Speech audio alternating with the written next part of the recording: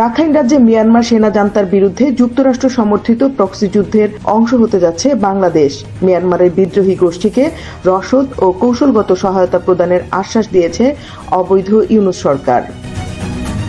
বাংলাদেশ সেনাবাহিনীর ১০ম, ১৭তম ও ২৪তম এই তিনটি ডিভিশন সহায়তা করবে আরাকান আর্মি ও চীন ন্যাশনাল ফ্রন্টের নেতৃত্বাধীন জোটকে। আর সে কারণেই টেকনাফে নির্মিত হচ্ছে একটি বিশাল সরবরাহ কেন্দ্র, যেখান থেকে পাঠানো হবে খাদ্য, জ্বালানি ও সরঞ্জাম। এমনই এক ভয়ানক রিপোর্ট করেছে আন্তর্জাতিক গণমাধ্যম নর্থ ইস্ট নিউজ। প্রতিবেদনে আরও জানানো হয়, কক্সবাজার বিমানবন্দর রূপান্তরিত হচ্ছে ড্রোন ঘাঁটিতে, যা ভবিষ্যৎ সংঘাতে গুরুত্বপূর্ণ ভূমিকা রাখবে।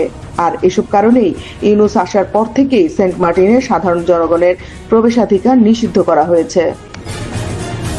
বাংলাদেশকে বিপদে ফেলার এমন ষড়যন্ত্র বাস্তবায়ন করার জন্য যুক্তরাষ্ট্রের উচ্চ পর্যায়ের কূটনীতিকরা ইতোমধ্যে ঢাকায় এসে বৈঠক করেছেন আরাকান আর্মি ও সিএনএফ নেতাদের সঙ্গে।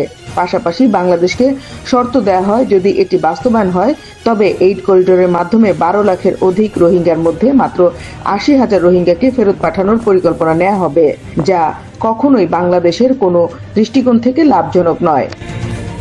রাজনৈতিক বিশ্লেষকরা বলছেন, মূলত ইউনূস তার স্থায়িত্বকাল দীর্ঘ করার জন্য এমন আত্মঘাতী সিদ্ধান্ত নিতে যাচ্ছে। আর এই কারণেই হুট করে যুক্তরাষ্ট্র থেকে সেনাবাহিনীর উপপ্রধান, প্রতিরক্ষা বিষয়ক সিনেটর এবং সর্বশেষ জাতিসংঘের মহাসচিবদের মতো ব্যক্তিরা বাংলাদেশে ঘন ঘন সফর করছে রাষ্ট্রবিরোধী, অবৈধ ও দখলদার ইউনূসের আমন্ত্রণে। বলা বাহুল্য, আগেও প্রধানমন্ত্রী শেখ হাসিনাকে এমন যুদ্ধ সহযোগিতার প্রস্তাব দিয়েছিল যুক্তরাষ্ট্র, কিন্তু বারবার তা প্রত্যাখ্যান করেন তিনি। কারণ তিনি জানতেন, যুদ্ধ কখনো একটি সুন্দর রাষ্ট্রকে ভালো রাখতে পারে না। কিন্তু বাংলাদেশ এতটাই অভাগা যে সেই যুদ্ধের ময়দানেই যেতে হচ্ছে শুধু ইউনূস ও সমন্বয়কদের মতো কিছু স্বার্থপর দেশবিরোধী মানুষের জন্য। বন্ধুত্ব চাই এবং সেই বন্ধুত্ব কিন্তু আমি এগিয়ে যাচ্ছি। কার দেশের সাথে কার দেশের ঝগড়া সেটা আমার দেখার দরকার নাই।